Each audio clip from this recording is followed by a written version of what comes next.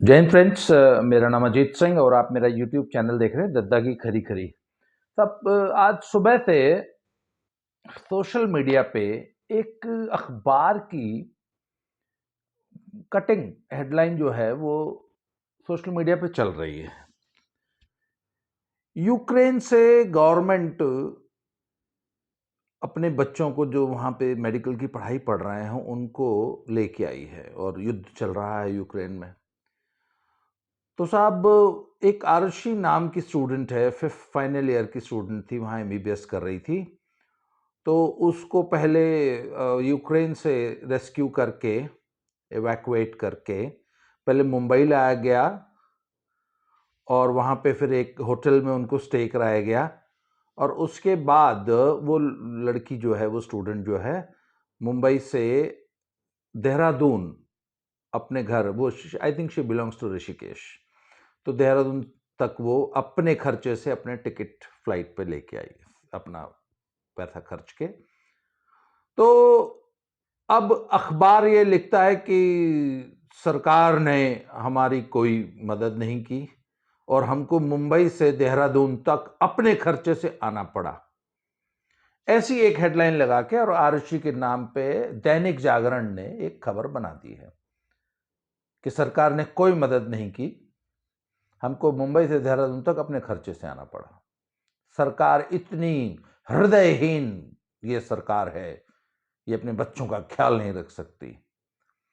तब ऐसे में तब पूरा देश जो है उस लड़की आरुषि पे टूट पड़ा कि बताओ, ये इतने एहसान फरामोश हैं कि तुमको लाद के यूक्रेन से यहाँ तक ले आए, मुंबई तक, मुंबई में तुमको होटल में रखा, बढ़िया खाना खिलाया, वहाँ पर भी तुमको पहले यूक्रेन से बाय रोड 500-600 किलोमीटर ट्रैवल करा के किसी मित्र देश, किसी पड़ोसी देश का बॉर्डर क्रॉस कराया, वहाँ से तुमको फ्लाइट पकड़ाई। तो मतलब पहले यूक्रेन से उस बॉर्डर तक, उस पोलैंड और रोमानिया टाइप कंट्रीज जो बगल में है यूक्रेन के, वहाँ तक लाने का खर्चा, वहाँ तक लाने की सारी व्यवस्था, वहाँ पर भी तो तुमको खाना खिलाया होगा, तुम्हारी देखभाल की होगी, उसके बाद तुमको फ्लाइट से फ्री फोकट में हम मुंबई दिल्ली लेके आए, वहाँ से, और दिल्ली मुंबई से देहरादून आने का अगर तुमको टिकट देना पड़ गया तो अब तुम सरकार की आलोचना कर रही हो। अब इस बात पे साहब पूरे देश का गुस्सा फूट पड़ा और पूरा सोशल मीडिया जो है ना, पानी पी पी के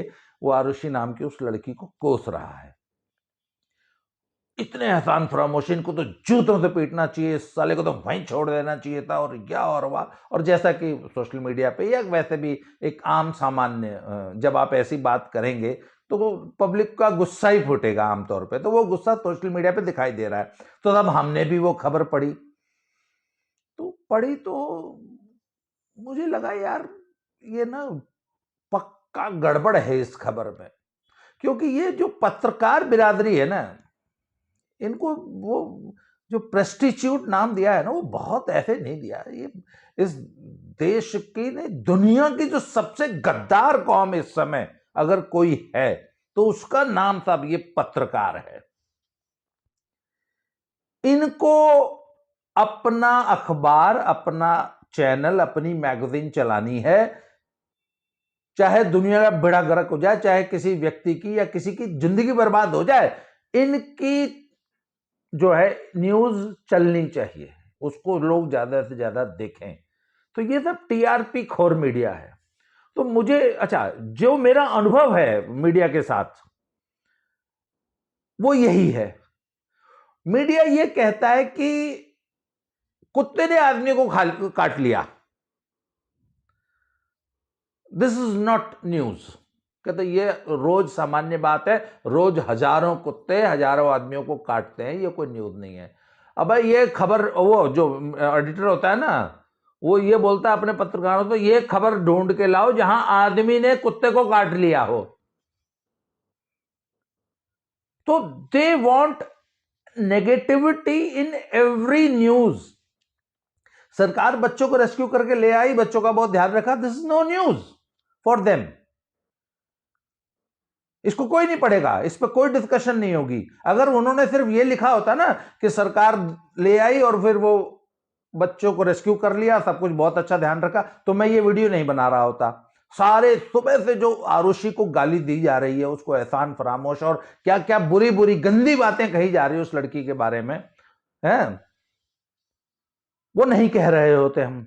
तो अखबार को एक ऐसी हेडलाइन बनानी थी जिससे सारा दिन इस खबर की चर्चा हो। पक्का इसमें यही हुआ है। अखबार या न्यूज वाले किस प्रकार बात को तोड़ते मरोड़ते हैं। मैं आपको मेरे एक मित्र हैं, वो कुछ दिन एक लखनऊ के एक अखबार में एज अ पत्रकार काम कर रहे थे। तो जब वो आए, गोरखपुर के हैं, तो जब वो आए तो मैंने कहा कि तुम बहुत ही गंदी गलीच दुनिया में कदम रखे हो, इससे ज्यादा तो कोई किसी कोठे पे दलाली कर लेते हो तो ज्यादा अच्छा हो। बहुत मतलब कोठे का दलाल बहुत बेहतर प्रोफेशन है, बहुत सम्मानजनक पेशा है, ये दलाली सालों की मत करो। तो उन्होंने मुझे खुद ये किस्सा बताया कि वो लखनऊ में एक फंक्शन में को कवर करने गए एज अ रिपोर्टर। उस फंक्शन में उप मुख्यमंत्री दिनेश शर्मा जी को आना था। तो वो किसी कुछ साहित्यकारों को कुछ ऐसा कुछ फैसिलिटेट करने का, कोई पुरस्कार वितरण का, इस प्रकार का कोई साहित्यिक समारोह था, साहित्य की दुनिया का। तो लखनऊ के तमाम प्रकांड विद्वान और साहित्यकार उस कार्यक्रम में जुटे थे। तो हुआ क्या कि वो उप मुख्यमंत्री जी जो है आ नहीं पाए। तो जब वो नहीं, मुख्य अतिथि थे, वो नहीं आ पाए, तो उनकी जगह कोई और मुख्य अतिथि बना। फिर वो कार्यक्रम पूरा संपन्न हुआ और जैसे होना था वैसे हुआ। और अपना लखनऊ के और काशी के बड़े मूर्धन्य साहित्यकारों को उसमें सम्मानित किया गया। उन्होंने साहब न्यूज बना के अपने एडिटर को पेश की। तो एडिटर ने बोला, है ये क्या फालतू का न्यूज बना के लाए हो? है एक दो कौड़ी के साहित्यकार को जो साला गली में बैठ के उसको तो कोई काम है नहीं, वो फालतू का कुछ कागज काला करके लिखता रहता है, किताब छाप देता है, ये कौन न्यूज है? पता लगाओ साला उप मुख्यमंत्री क्यों नहीं आया, भाजपा में क्या खींचतान चल रही है, क्या पॉलिटिक्स हुई, उसकी जगह फलनवा क्यों आ गया।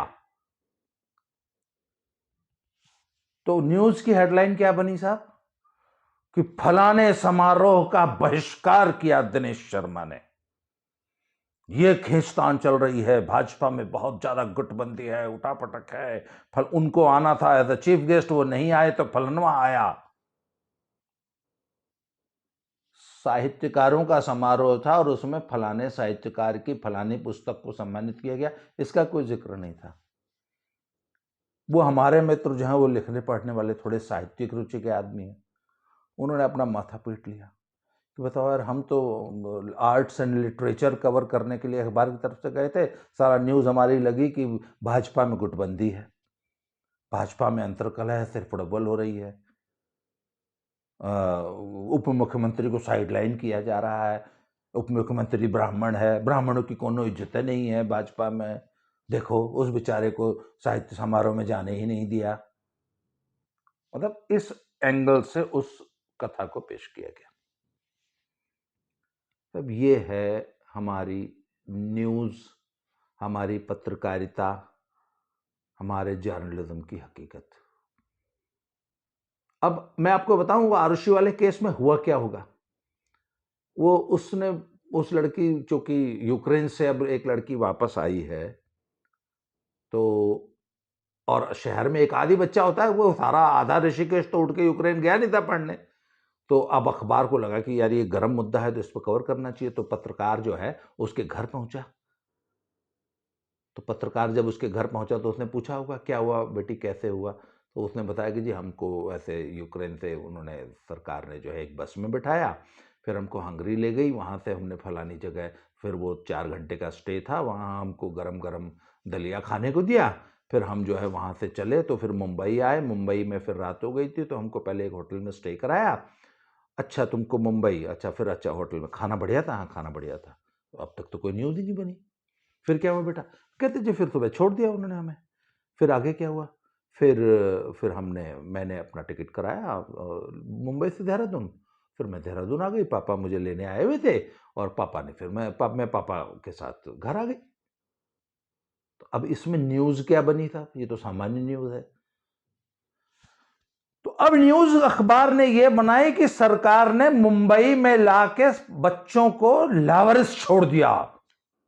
बच्चे बेचारे वहां पे दर दर ठोकरे खाते रहे मुंबई में, और किसी तरह टिकट कराकर, उसके पास पैसा नहीं था, वो भीख मांगी सड़क पे, किसी तरह 6,000 रुपया जुटाई, तो 6,000 का टिकट मुंबई से देहरादून का खरीदी, और फिर देहरादून किसी, इतनी हृदयहीन सरकार है।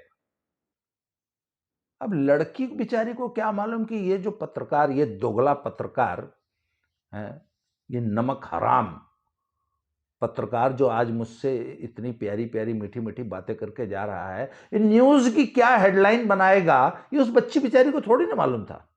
हेडलाइन तो उसके हाथ में है नहीं। अच्छा, ये भी गारंटी नहीं है कि पत्रकार ने बेचारे ने क्या न्यूज बनाई होगी, पर उसके एडिटर ने जो है, सब एडिटर जो है, उसने उस हेडलाइन को कैसे तोड़ मरोड़ दिया होगा। इसकी भी, इसमें कौन कौन हरमजदगी किया है इसके भी अभी पता नहीं है, क्योंकि ये पूरा कुएं में भांग पड़ी है ना। कई बार क्या होता है कि संपादक कुछ लिखना चाहता है, संपादक के जो अखबार के मालिक का फोन आ जाता है, अरे इसको ऐसे नहीं ऐसे लिखो, अरे फलनवा की आलोचना नहीं करना है, अरे फलनवा को तेल लगाओ, फलनवा के खिलाफ बुरी खबर नहीं छापनी है, अरे फलनवा हमको पैसा दिया, इसको चुनाव जिताओ। हर चीज जब पैसे का ही कारोबार है, पेड न्यूज। मैं आपको एक बड़ा बहुत मार्मिक स्टोरी सुनाता हूं। ये जो रजत शर्मा है ना, बहुत बड़ा अपने आप को पत्रकार बना फिरता है, बहुत बड़े चैनल का मालिक है, बड़ी इमोशनल स्टोरी सुनाता है रो रो के, एक नंबर का दलाल दल्ला। वो कुछ दिन बहुत भाजपा को तेल लगाता था, शायद अभी भी लगाता है। तो हमारा जो भाजपाई जो समर्थक वर्ग है उसको बहुत पसंद करते हैं। सरकार का 24 घंटे गुणगान करने वाला दल्ला।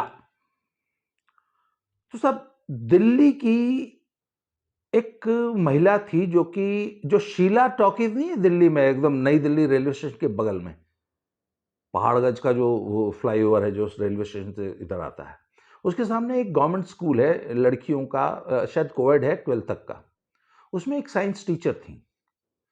तो इन्होंने एक स्टिंग ऑपरेशन किया फर्जी।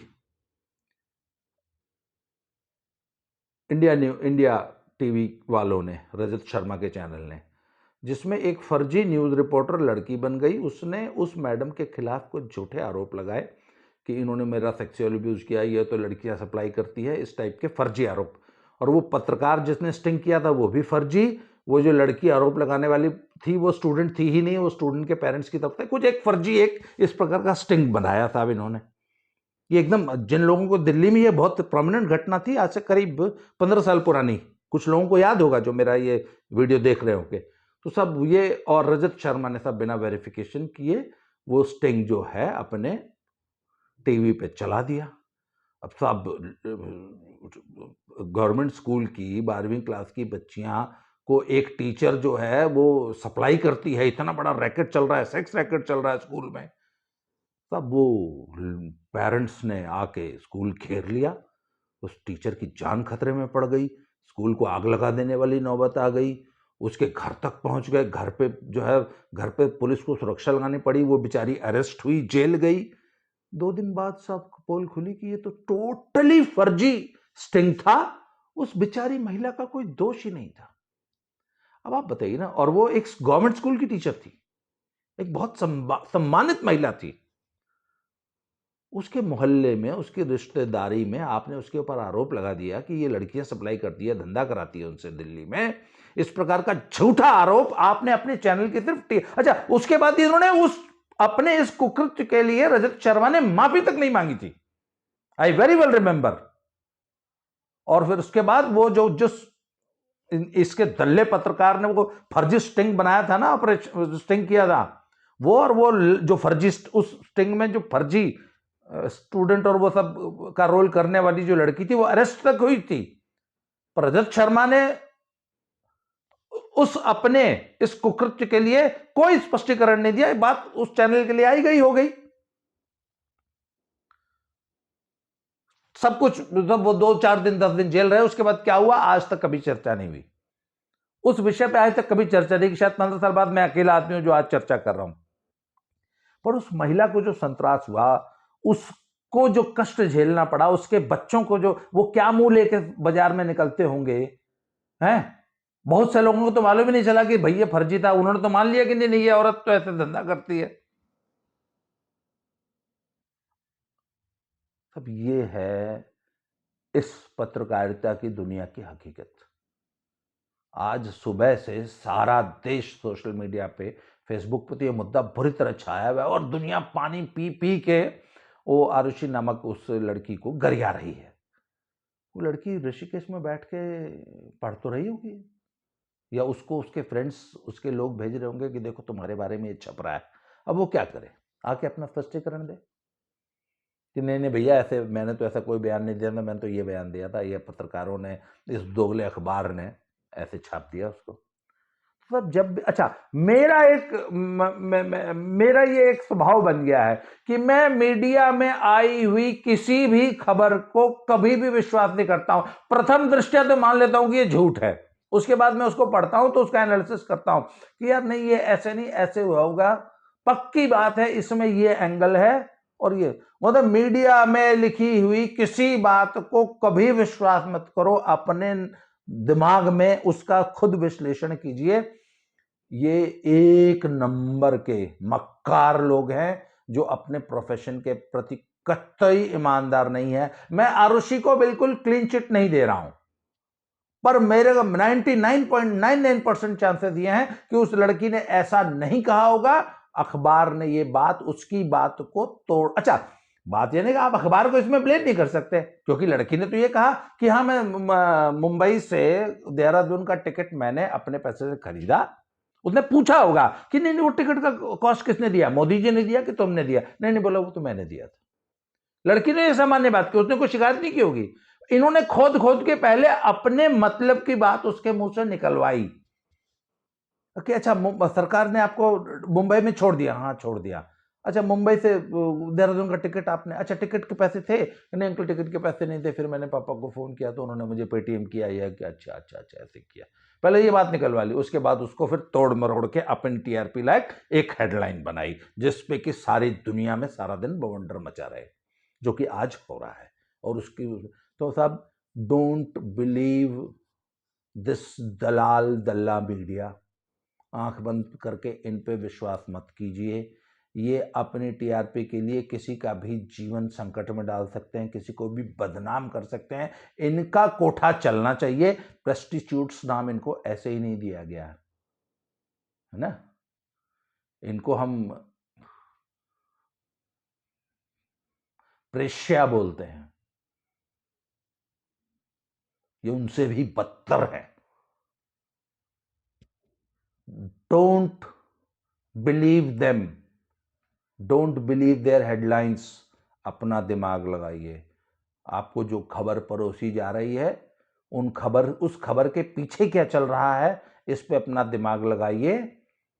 तब उनकी बातों को मनन कीजिए, तब अखबार पढ़िए या तब टीवी देखिए। ये आपको बेवकूफ बना रहे हैं। इस टॉपिक पे आज के लिए इतना ही। अगले विषय पे फिर से कभी मिलते हैं। कल मैं लखनऊ जा रहा हूँ और एक दो दिन या फिर यात्रा में रहूँगा, तो आई एम नॉट श्योर कि मेरी अगली वीडियो कब आएगी। कोशिश करूँगा ट्रेन में तो क्या वीडियो बनाऊँगा मैं, वहाँ लखनऊ पहुँच के देखता हूँ माहौल बनता है तो सब जल्दी मिलते हैं फिर से। आज के लिए इतना ही। बहुत बहुत धन्यवाद। Thank you very much.